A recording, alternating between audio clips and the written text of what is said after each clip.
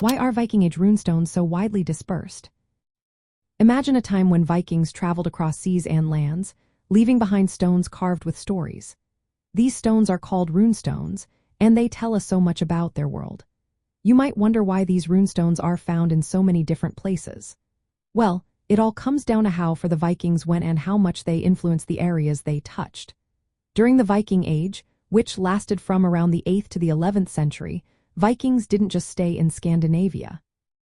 They sailed to the British Isles, Iceland, Greenland, and even parts of Eastern Europe and the Mediterranean.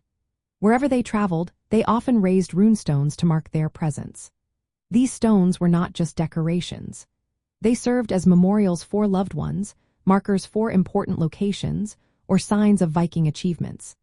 Most runestones are found in Sweden, especially in regions like Uppland and Södermanland, because those areas had large Viking populations. Denmark and Norway also have many runestones, but the highest concentration is in Sweden. The placement of these stones was very intentional.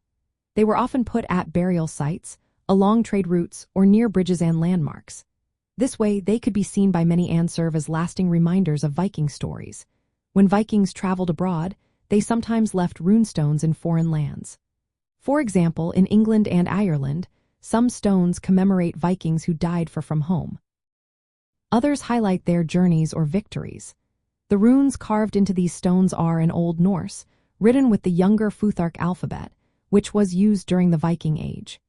These inscriptions give us clues about Viking families, battles, and even the spread of Christianity. The reason these runestones are spread out so widely is because Vikings were explorers and traders. They brought their traditions with them wherever they went. As they settled and established new communities, they raised runestones to mark their stories. This is why we find them in many parts of Europe and beyond.